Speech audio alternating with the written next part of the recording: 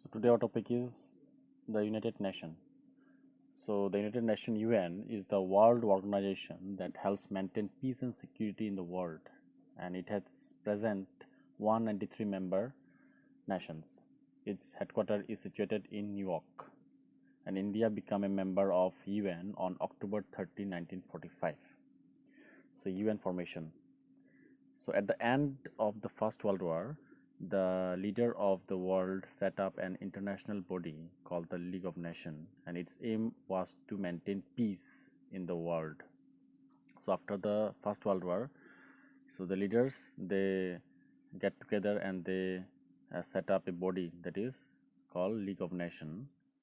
Its aim was to maintain peace and order in the world, but it proved to be a weak body and could not do much in the direction of keeping peace in the world. So the Second World War was fought from 1939 to 1945. This war ended with the atomic bombardment on Hiroshima and Nagasaki in Japan in 1945. This war was more terrible and caused huge destruction. The atom bombs killed about 3,20,000 people and left several millions homeless. Again, at the end of this war, the world leaders meet and prepared the blueprint for the world nation. In June 1945, delegates from 51 nations meet at San Francisco and draft a charter for international peace. Thus, the United Nations Organization UN was born. So, its function was to maintain peace and order so that no countries will attack another country, or they will fight with other country. So they set up this organization to solve their disputes. So some of the principles we'll see are all member nations must respect each other sovereignty and right, and disagreement will be settled through peaceful means. So if any type of disagreement, it will be settled through peaceful means, by discussion, by talking. Then threats and use of force will be avoided. The UN must receive support of all the members in all the activities. Now let's see the objective. Its objective was to maintain international peace and security, develop friendly relations among the nations, cooperate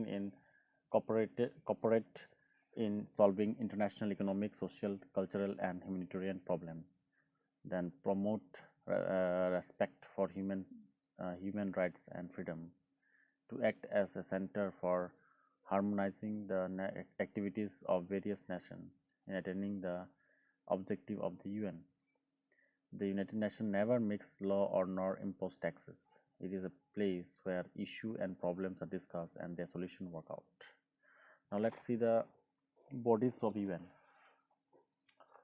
So the UN has 6 major bodies to carry out its activity. Number 1 is General Assembly. So General Assembly is the main body of UN, and it is like a world parliament. Each member nation has one vote in the General Assembly. Its main function are to admit new members, to appoint Secretary General of UN on the recommendations of Security Council, to elect 10 temporary members from the Security Council, to pass the annual budget, and to receive and discuss report of maintained bodies of UN. Next is Security Council. So it is an executive body of UN. So it is the main important organs. It is the main important organs of the UN. It consists of 2 types of members, that is permanent and non-permanent. So the permanent members are USA, UK, Russia, France, and China. The remaining 10 members are chosen from among the UN member nations by the General Assembly for the term of 2 years.